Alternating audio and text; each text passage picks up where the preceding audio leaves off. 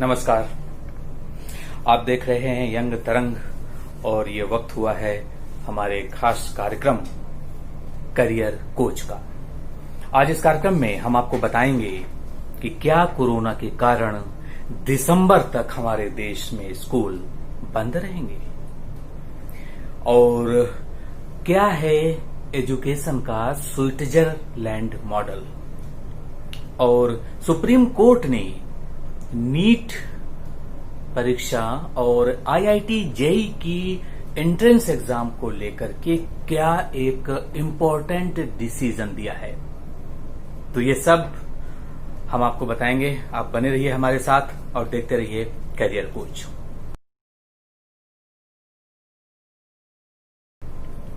दोस्तों, जैसा कि आप जानते ही हैं कि मार्च के आखिरी सप्ताह से हमारे देश में कोरोना जब आया तब से लेके आज तक स्कूल कॉलेज लगातार बंद हैं।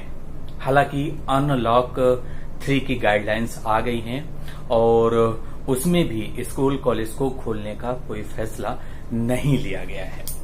ऐसे में बहुत सी फेक न्यूज भी सोशल मीडिया में आ रही हैं और इसके तहत यह दावा किया जा रहा है कि केंद्र सरकार ने दिसंबर तक सभी स्कूल और कॉलेजों को बंद करने का निर्णय लिया है। लेकिन ये खबर पूरी तरह से फेक है, गलत है, क्योंकि भारत सरकार के सूचना एवं प्रसारण मंत्रालय का एक संस्थान है PIB, प्रेस इन्फॉर्मेशन ब्यूरो। इसने साफ तौर पर जो इनकी फैक्ट चेकिंग टीम है, उस टीम ने कहा है कि ऐसा कुछ नहीं है, सरकार ने अभी तक इस पर कोई भी फैसला नहीं लिया है। तो ये कहना कि दिसंबर तक स्कूल कॉलेज बंद हैं पूरी तरह से निराधार है। तो अब सवाल उठता है, क्या सितंबर में खुलेंगे स्कूल? तो इसको लेकर के अभी तक कोई फैसला नहीं हुआ है। हालांकि कई राज्य सरकारों ने अपने स्तर पर ये कोशिश की है पेरेंट्स से जानने की कि वो क्या चाहते हैं। जैसे हम हरियाणा की बात करें तो हरियाणा में केवल 30% लोगों ने कहा है कि स्कूल खुल जाने चाहिए, लेकिन 70% यानी लगभग 70% लोगों ने कहा है कि वे अपने बच्चों को स्कूलों में नहीं भेजेंगे। स्कूल खुल भी जाएंगे तो भी वो नहीं भेजेंगे। ऐसे में ये साफ हो जाता है कि अभी पेरेंट्स अपने बच्चों को लेकर के, खास तौर पर स्कूलों में, कॉलेजों में तो फिर भी बच्चे बड़े होते हैं, लेकिन स्कूलों में पढ़ने वाले बच्चों को लेकर कोई भी पेरेंट्स अभी रिस्क नहीं लेना चाहता है। तो ऐसे में भारत सरकार का शिक्षा मंत्रालय, जो पहले HRD मिनिस्ट्री थी, जिसको अब नाम बदल करके एजुकेशन मिनिस्ट्री कर दिया गया है, एक स्विट्जरलैंड मॉडल ऑफ एजुकेशन, उसके बारे में विचार विमर्श कर रहा है। तो इस मॉडल में क्या है, ये अब हम आपको बताएंगे। दरअसल ऐसा माना जाता है कि स्विट्जरलैंड ने 11 मई को ही अपने स्कूल खोल दिए थे और वहां पर उस समय कोरोना की जो स्थिति थी वो काफी हद तक सही हो गई थी, लेकिन पूरी तरह से सही नहीं हुई थी। कोरोना के नए मामले लगातार आ रहे थे, लेकिन इसके बाद भी वहां की सरकार ने स्कूलों को, कॉलेजों को खोलने का फैसला किया। तो आखिर इस मॉडल में है क्या? दरअसल इस मॉडल में जो क्लासेस होती हैं उसको 2 ग्रुप में बांटा जाता है। एक ग्रुप क्लास में आता है, दूसरा ग्रुप घर में रहता है। दोनों के टाइमिंग्स अलग अलग होते हैं क्योंकि टीचर्स एक हैं, और जो ग्रुप स्कूल आ रहा है, क्लास अटेंड कर रहा है, उनके बीच में सोशल डिस्टेंसिंग रखी जाती थी और ये प्रक्रिया हर 15 दिन में बदल दी जाती थी। यानी जो लोग घर में बैठकर ऑनलाइन क्लासेस चल रहे हैं, 15 दिन बाद वो ऑफलाइन क्लास करने स्कूल आएंगे, और जिन लोगों ने ऑफलाइन क्लास अटेंड की है वो घर में बैठ करके ऑनलाइन क्लास करेंगे। तो ये प्रक्रिया है जो इंटरचेंज होती रहती थी। इसका फायदा क्या होता था? इसका फायदा ये होता था कि जो स्टूडेंट्स को सिखाया जा रहा है, जो उनको पढ़ाया जा रहा है, उसमें कंटिन्यूटी रहती थी। किसी भी स्टूडेंट का वो टॉपिक मिस नहीं होता था और एजुकेशन भी कंटिन्यू उनकी चल रही थी। तो इस मॉडल की ये एक अच्छी बात है। दूसरी बात क्या है कि बहुत से स्टूडेंट्स को जो स्कूल आ भी रहे थे, क्लासेस अटेंड भी कर रहे थे, वहां पर पर्याप्त सिक्योरिटी के अरेंजमेंट किए जाते थे, पर्याप्त सावधानियां रखी जाती थी, सोशल डिस्टेंसिंग का पालन किया जाता था। और ये जो बहुत ही छोटी क्लास के बच्चे हैं उनके लिए भी जरूरी था। ऐसे में टीचर्स की जो रिस्पॉन्सिबिलिटी है, जो उनकी ड्यूटी है, वो बहुत अधिक टफ हो जाती थी, क्योंकि छोटे बच्चों को संभालना आसान काम नहीं होता है। और इस मॉडल के अंतर्गत स्कूलों में छोटे बच्चों के लिए मास्क लगाना अनिवार्य नहीं था अप टू 5th स्टैंडर्ड, लेकिन इससे ऊपर के बच्चों को उनके टीचर्स समझा बुझाकर मास्क लगा सकते थे, लेकिन टीचर्स के लिए मास्क लगाना जरूरी था। और यहां पर आपको ध्यान देने की बात यह है कि अलग अलग आयु वर्ग के स्टूडेंट्स जो हैं उनको अलग अलग ग्रुप में बनाया गया था, ताकि सबका जो है पढ़ाई कंटिन्यू चले। क्लासेस का टाइमिंग अलग अलग था, फुल टाइम क्लासेस नहीं होती थी कि सुबह 7 से लेकर 2 बजे तक जो नॉर्मली पब्लिक स्कूलों में होता है। तो उसमें ये होता था कि क्लासेस भी उनकी रेगुलर चल रही हैं, ऑनलाइन मोड में भी और ऑफलाइन मोड में भी, और बच्चे घर से स्कूल भी जा रहे हैं और प्रॉपर सोशल डिस्टेंसिंग का पालन कर रहे हैं। टीचर्स पर जरूर वर्कलोड बढ़ गया है। तो ये एक अच्छा मॉडल है और हमारे देश की सरकार इस मॉडल पर गंभीरता से विचार कर रही है।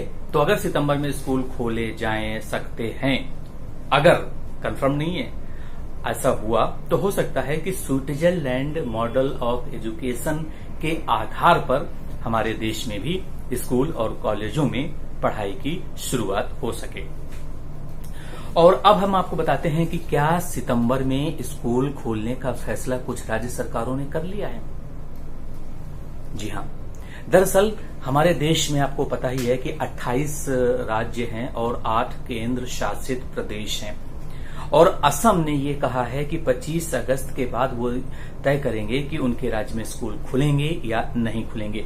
वहीं पर आंध्र प्रदेश और पश्चिम बंगाल ने कहा है कि 5 सितंबर, जिस दिन टीचर्स डे मनाया जाता है, शिक्षक दिवस होता है, उस दिन से वो अपने यहां पर स्कूल खोलने की तैयारी कर रहे हैं। लेकिन आधिकारिक बयान अभी तक नहीं आया है। और पश्चिम बंगाल की मुख्यमंत्री ममता बनर्जी ने कहा है कि यदि उनके राज्य में कोरोना की स्थिति में सुधार आया तो ही स्कूल 5 सितंबर यानी टीचर्स डे से खोले जा सकते हैं। वहीं अगर पूर्वोत्तर के राज्यों की बात करें, जैसे कि उत्तराखंड, गोवा और हिमाचल प्रदेश, इसके अलावा उड़ीसा, तमिलनाडु, तेलंगाना और केरल में भी सितंबर से स्कूल खुल सकते हैं। और अब बात कर लेते हैं दिल्ली की। दिल्ली में यहां के मुख्यमंत्री केजरीवाल ने साफ तौर पर कहा है कि जब तक कोरोना की स्थिति पूरी तरह से सही नहीं हो जाती तब तक स्कूल बंद रहेंगे। हालांकि दिल्ली में कोरोना के नए मामलों में काफी सुधार आया है और लगातार यहां पर जो पेशेंट हैं वो सही हो रहे हैं, प्लाज्मा बैंक खोल दिया गया है, लेकिन अभी पूरी तरह से दिल्ली के अंदर कोरोना काबू में नहीं आया है। ऐसे में दिल्ली के मुख्यमंत्री का ये बयान साफ तौर पर यही कहता है कि असमंजस की स्थिति दिल्ली में बनी हुई है कि सितंबर से स्कूल या कॉलेज खुलेंगे या नहीं, खासतौर पर जो दिल्ली सरकार के दायरे में आते हैं। और ये मैंने आपको पहले ही बता दिया कि सोशल मीडिया में जो ये कहा जा रहा है कि दिसंबर तक स्कूल बंद रहेंगे, ये खबर पूरी तरह से भ्रामक है, गलत है। पीआईबी यानी प्रेस इन्फॉर्मेशन ब्यूरो की फैक्ट चेकिंग टीम ने इसको गलत कहा है, इसलिए आप ऐसी किसी भी बात पर भरोसा ना करें। सही खबर, सटीक खबर जानने के लिए आप हमारे चैनल को फॉलो कर सकते हैं, लाइक, शेयर और सब्सक्राइब कर सकते हैं, जहां पर आपको बिल्कुल फैक्ट न्यूज मिलेगी, फेक न्यूज नहीं मिलेगी। और आखिर में अब आपको बताते हैं कि सुप्रीम कोर्ट ने अभी हाल ही में अपने एक बड़े फैसले में ये कहा है कि कोरोना के कारण वो स्टूडेंट्स के फ्यूचर के साथ खिलवाड़ नहीं कर सकते हैं। जी हां, सुप्रीम कोर्ट ने यह साफ कर दिया है कि नीट का जो एंट्रेंस एग्जाम होना है और इसके अलावा जो दूसरा एग्जाम होना है आईआईटी जेईई का, वो तय शेड्यूल के मुताबिक होगा। हम आपको बता दें कि आईआईटी जेईई मेंस का एंट्रेंस एग्जाम 1 सितंबर से 6 सितंबर के बीच में होना है और वहीं पर नीट का जो मेडिकल एंट्रेंस एग्जाम होता है वो 13 सितंबर को होगा। और इसके बाद ये दोनों एग्जाम जो करा रहे हैं वो एनटीए नेशनल टेस्टिंग एजेंसी करा रही है। तो नए नियम कानून, नए दिशा निर्देश जारी किए गए हैं। और अगर हम बात करें नीट एग्जाम की तो इसमें पहले 3000 एग्जाम्स के सेंटर थे जिसको डबल कर दिया गया है, 6000 एग्जाम्स के सेंटर्स होंगे। और इसके साथ ही ऐसा क्यों किया गया है? क्योंकि हर एक स्टूडेंट को 2 मीटर की दूरी पर बिठाया जाएगा। तो ऐसे में जाहिर सी बात है ज्यादा एग्जाम सेंटर्स की जरूरत पड़ेगी, ज्यादा इन्विजिलेटर्स यानी जो टीचर्स इन्विजिलेशन की ड्यूटी करते हैं उनकी जरूरत पड़ेगी। तो कोरोना काल में पर्याप्त सावधानियों के साथ इस तरह के एग्जाम्स होंगे। आने वाले समय में यूजीसी नेट का एग्जाम भी होगा, उसकी डेट भी जल्द ही एनटीए के द्वारा अनाउंस की जाएगी। तो करियर कोच में आज हमने आपको बताया कि सुप्रीम कोर्ट ने क्या क्या अहम फैसले दिए, स्विट्जरलैंड का एजुकेशन मॉडल क्या है जिसे कोरोना काल में अपनाया जा सकता है, और इसके अलावा सितंबर से स्कूल खुलेंगे या नहीं, और एक फेक न्यूज का भी आकलन करके आपको बताया जिसमें कहा गया था कि दिसंबर तक स्कूल बंद रहेंगे।